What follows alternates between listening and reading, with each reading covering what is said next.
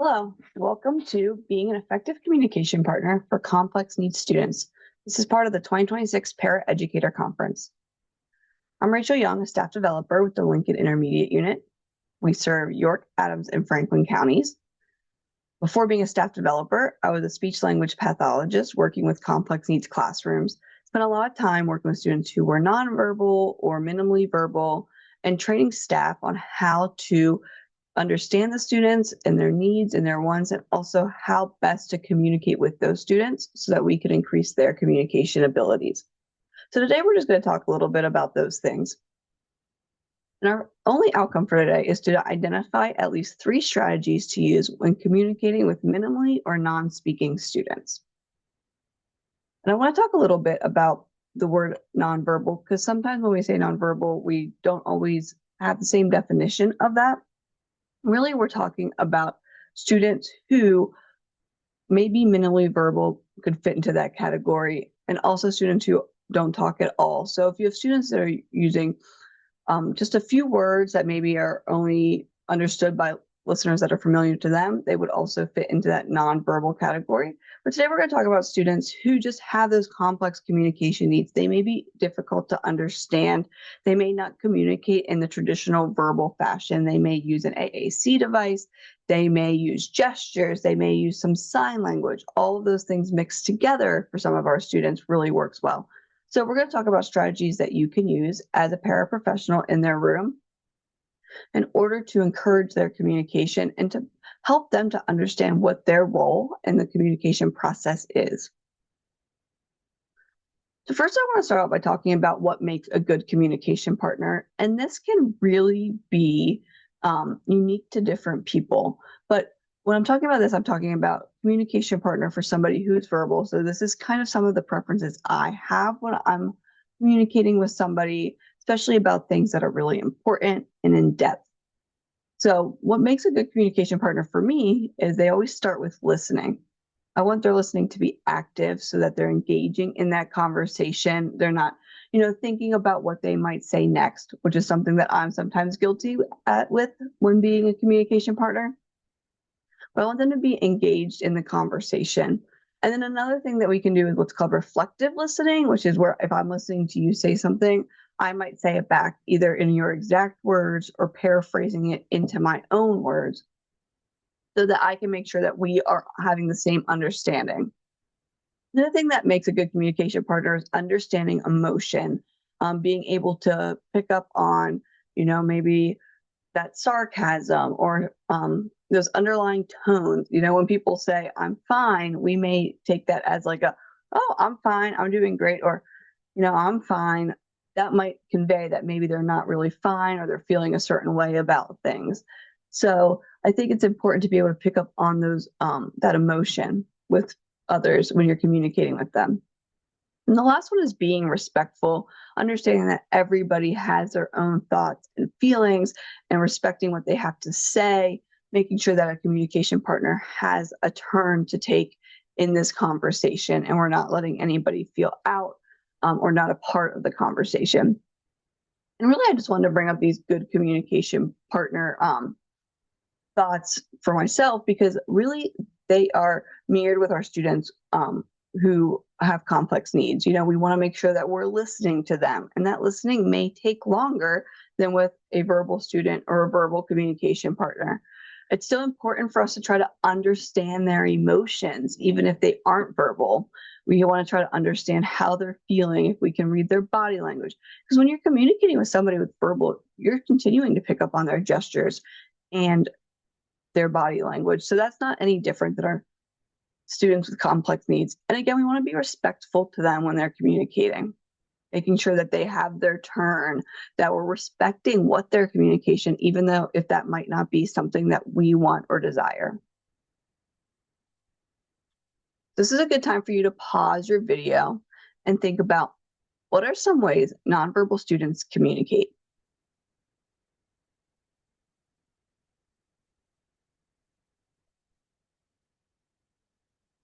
So nonverbal students, they communicate in a lot of different ways. So we may see body language. We may see their face scrunch up when they're mad, or we may see a big smile when they're happy. They may be kind of pulling away for something. That's a body language saying that they might not want to participate in that activity. Their facial expressions can tell us a lot. Those smiles, those frowns, sometimes it's crying that we see when they're upset. Gestures, we may see students, reaching for something. We may see them, grab your hand and pull you towards what they want. That's a great way for them to communicate what they're looking for and what they want. Students may use eye gaze, just looking at the thing that they want. If you're holding two different colors and they're looking at one, maybe that's the one that they want to use for that activity. Some students may communicate with vocalization. They may use grunts or crying as a way to express that they're happy or engaged in that activity. Some students do use sign language. This is something that has to be taught to them. Some students have maybe their own signs that are unique to them, especially if they have fine motor difficulties. Their signs may look different. And if you don't understand sign language, that might be something that you have to learn when you're working with that student. And then lastly, some of our students use AAC, so alternative or augmentative communication. And let's just break down that word for a second. So when we use AAC, alternative, so it could be something that we're using instead of speech, or augmentative communication. Augmentative means that we're using it with other ways to communicate. So we may have some students that are minimally verbal and they have a few words that they say, but they still use AAC in order to expand their vocabulary and add new words. And AAC can look different. It could be just picture cards, if that's what the student's using. It could be a high-tech device with an iPad with some where they're making lots of sentences. So AAC can look very different. Some students just have a single button that they hit to say different phrases and words. So that can look really different, but these are just a few ways that our nonverbal students communicate. You may think of some other ones as well. It's always good to keep in mind that what we're looking for when we're working with these students. So how can paraprofessionals support nonverbal students? And these are some of the things we're going to dive into today. So we can presume competence. We can always respond to them. We can talk it up, as I like to say. That means we're talking about what we're doing. Wait it out. Sometimes our students need that extended processing time. We can model communication and what that looks like. We can just be engaged with our students, making sure that we're there and present with them. And then last, my favorite is being silly and authentic. We don't always have to be serious. So we're going to talk about all of these ways that we can support our students a little bit more in depth. So the first one is presume competence. And this is just a reminder, if you've heard this term before, if you haven't heard this term before, I just think it's very important in this realm of communication because we want to assume that our students have the ability to communicate. May not look like how we communicate, may not look like how their peers communicate, but they have that ability to communicate in some way. I can tell you they're already doing it. Whether it's traditional or non-traditional, they're already communicating with you. So just a reminder that presuming competence is the least harmful assumption. If we assume that our students can do it, then we're never assuming that they can't do it. And that really helps them and gives them that confidence. And just a reminder that nonverbal does not mean non-hearing, non-seeing, and non-understanding. So just because they're not expressly communicating with you, they still may be understanding. So keeping that in mind when we're talking about the student, if we can acknowledge, sometimes I'll say like, yes, I'm talking to your teacher about how you did today. Just acknowledging that they're there, they can hear, and they can see what we're doing, or just taking that conversation someplace outside of the student's observational area. But presuming competence is just the stepping stone for unlocking the potential that our students have. The next tip for working with students is always respond. And that means responding to all communication, even when it's not relevant. And this can be tricky because sometimes we want to make sure that the student's on the right page of their AAC device or they have the right picture cards for the activity we're doing, but that might not be what they want to talk about. So being able to respond to all communication And, if you have kids or you've been around regular ed students, typically developing peers, we know that they're not always talking about what's relevant. I have a 7-year-old and I could be talking about what we're having for dinner, and he's probably talking about, the show that he watched earlier today and how exciting he was about it. Just because it's not relevant to what I want to talk about doesn't mean it's not important. And that's what he wants to talk about. So making sure that we're responding to all communications. So, for example, if you're doing a craft activity about a flower and you're talking about, how we're going to make the flower, we're going to use the glue, and we're going to use the scissors, and your student's over there on the page about dogs, well, we can respond and either say, hey, we're not talking about dogs right now. We're talking about this flower activity. Is there a certain way you want to help, or is there a certain color you want to use? We can really focus it back to that.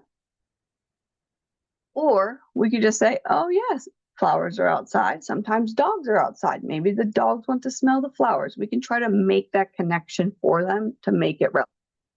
We have to remember with our students that if we don't make it relevant, we don't give those words meaning, they may not know what they are. So we want to make sure that we're giving those words meaning. Teaching them what that means. Even those gestures, if they're reaching towards something, we want to make sure that we're giving that, oh, you're reaching towards the puppy toy. Do you want that puppy toy? Is that something you want to play with? So even giving the gestures and things meaning is really helpful, because students may need to be explicitly taught what things mean, and how they're reacting is interpreted by you and the rest of the staff. And the last one is just be consistent, making sure that they have those opportunities to respond, making sure that we're responding consistently so that they can learn those meanings. So this is a good time to pause your video. How could you respond to the following communication attempts? So we have a student says duck on their AAC device during snack time. The student is reaching for toy outside of the work area. Or a student is signing mom during circle time. So how could you respond to these things? Pause it and think about it. So if a student is signing duck on their AAC device during snack time, you might be like, oh, yes, we did see a duck yesterday. Or, oh, ducks like to eat. Ducks like to eat fish and worms, talking about things that the duck likes to eat. If the student's reaching for a toy outside of their work area, you might just say, oh, I see you want the fish toy, but it's not time for the fish toy right now. We're working. And if students signing mom during circle time, you might just say, oh, does mom like this song? Or does mom like circle time? Or, you'll see mom after school today. I bet you miss her. You can just give meaning to some of their words. So the next strategy is talk it up. That's what I like to say, but it's really just talking about what you're doing, narrating what you're doing. And sometimes we like to, talk. I am guilty of talking in the third person, like, oh, Miss Rachel's doing this, but we really want to try to focus on using I statements so that they can understand those pronouns as well. Like, oh, snack time's over. I'm going to take you to the sink and wash your hands. And you can stand up and we're going to go over and I'm going to turn on the water. All right, put your hands in. All right, I'll give you some soap. So really just narrating, giving them as much language exposure as possible so that they can learn new words and learn new vocabulary. Because we know that sometimes our complex needs students need more repetition than their regular ed peers to understand words and understand vocabulary. So we want to make sure that we're giving them the opportunity to learn those words. Another thing is, if you don't want to talk about yourself, you can talk about the student, what they're looking at and what they're saying. So, oh, I see that you're playing with the magnetiles. Oh, you have a red one in your hand. Where are you going to put that? Oh, you're looking on top of the blue one. Are you going to put the red magnetile on top of the blue magnetile? Or if they're on their AAC device and, they're playing with magnetiles, you could say, they may say blue, and you could say, yes, that is a blue magnetile. Oh, where are you going to put that blue magnetile? So just kind of expanding what they say and narrating for the students, because they might not understand even what they're doing or what their language means. So if you're giving them those that language, they may understand that they could say some of those things in order to help. And another thing with this talk it up strategy is just to pick a specific target. So maybe you and your teacher are working on colors. So that's what you're going to focus on, pointing out the colors of things. Miss, today I'm wearing a blue shirt. You're wearing a red shirt.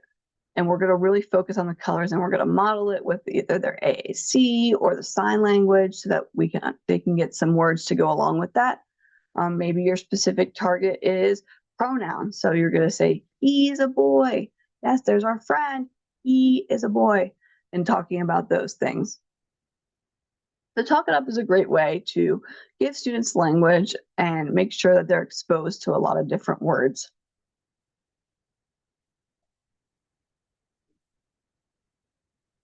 The next strategy is wait it out. And this is where we embrace the silence, as I like to say, because it can be uncomfortable.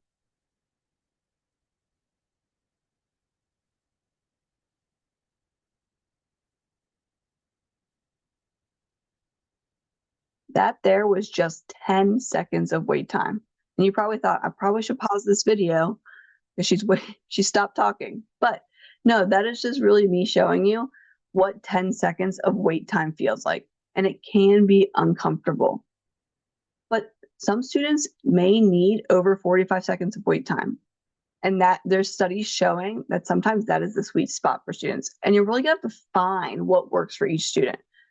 Some of our students that may have visual impairment or hearing loss, they may need even more wait time in order to process everything going on around them.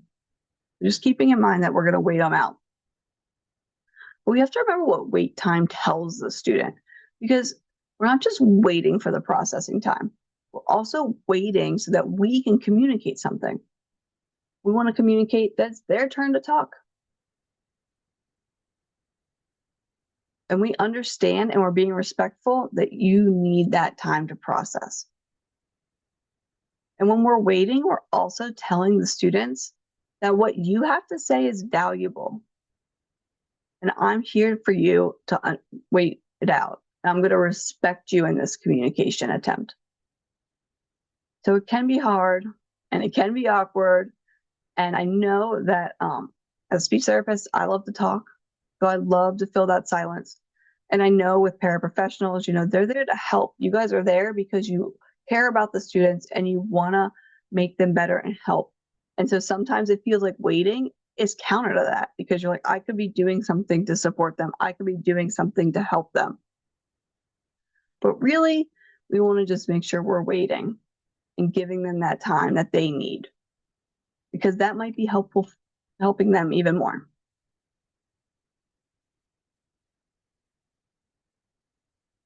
So pause the video here and think about wait time and talking seem like opposite strategies. So how can you utilize both with your students?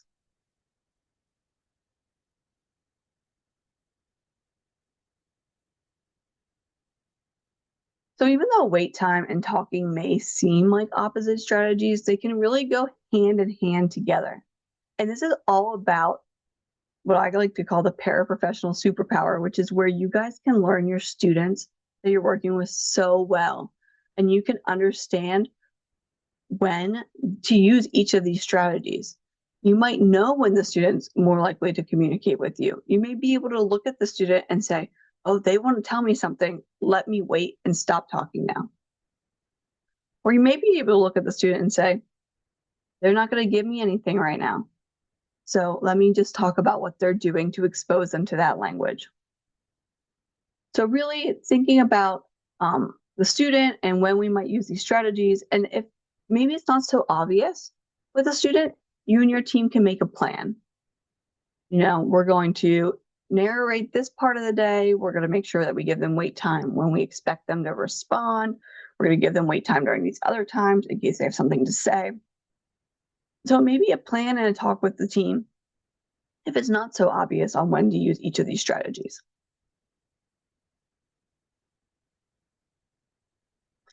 So the next thing we're going to talk about is modeling communication.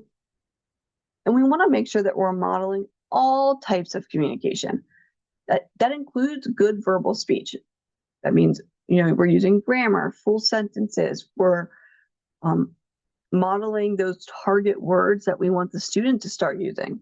So if we have a minimally verbal student, we want to make sure that we're modeling. We may model, a few extra words than what they would say so that they can get exposed to all kinds of language. We also want to model facial expression. A study in 2015 found that adult modeling for emotions is better than pictures. So, if you're talking about a story and that has a lot of emotions in it, and we're like, the bear is happy, you could say, the bear is happy. Let me show you how I look when I'm happy. I'm smiling, my cheeks go up, my eyes might go up, I'm looking.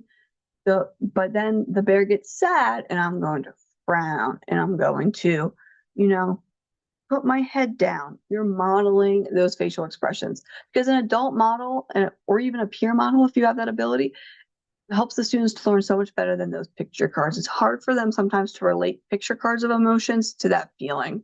And again, this is where that talking can come in too, because you can say, I'm smiling, I'm happy, but your head is down and you're frowning a little bit. It looks like you might be sad. So even using that talking to label maybe how they're feeling, not necessarily interpreting it, but just telling them how their body language and facial expression is making it seem for you.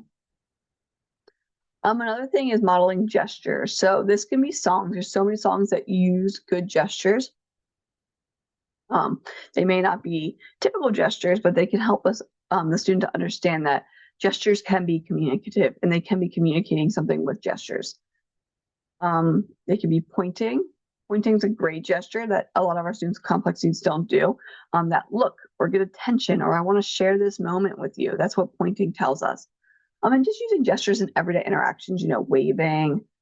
We can like nod our head, teaching those meanings with those, but just modeling those for them throughout the day is really helpful.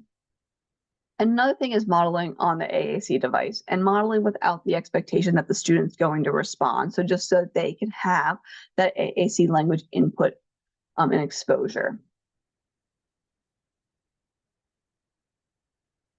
Then we want to be engaged with the student. When you can, I know it's hard when we work in our classrooms, but when they have a break, students have a break or free time or recess, follow the student's lead. Look at what they're looking at. Listen to what they're doing and try to learn about their interests if you can, because that's a great way to connect with students so that they can trust you and we can really work with the students on their interests. My son, he's 7, he loves Pokemon and Minecraft, which are things that I wasn't really well versed on, but I've learned about his interests because it builds that connection for us. So if we can include their interests into our activity and our communication, then we can really increase their motivation to participate.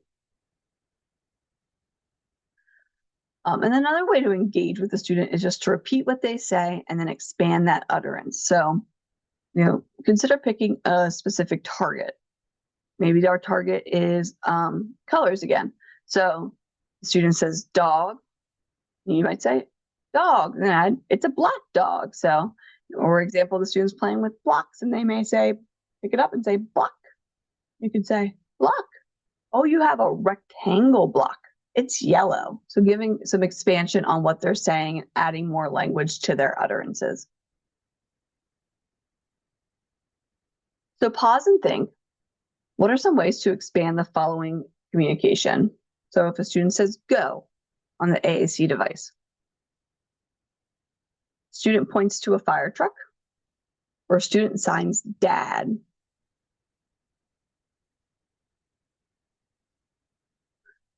So if a student says go on their AAC device, it might depend on what you're doing. You could say, where do you want to go? Or, oh, you could say go, time to go to music class.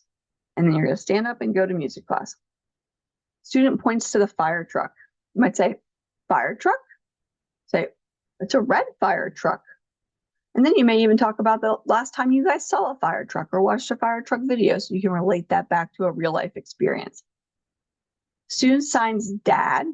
You might say, you'll see daddy later, or dad, your dad's nice. I like your dad.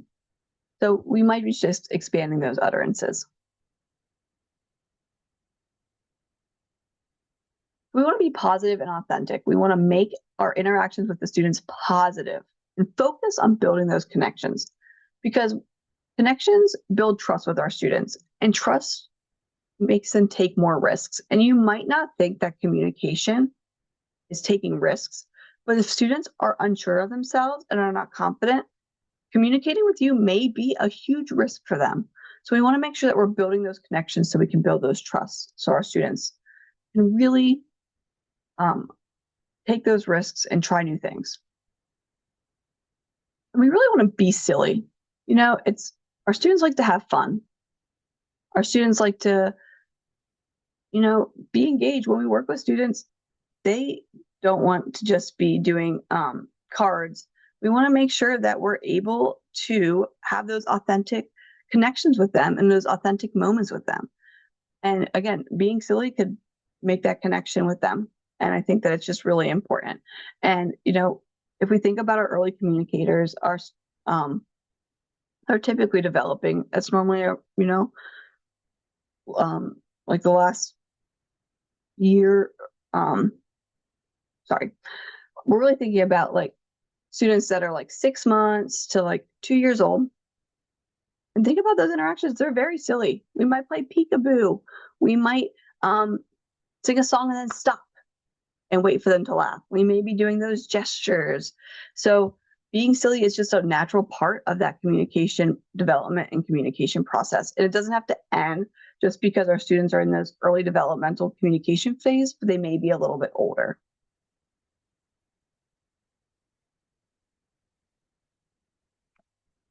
We should remember we can't focus on the communication that's most convenient for us. We have to focus on what is most convenient for the student. And this is what they want to talk about.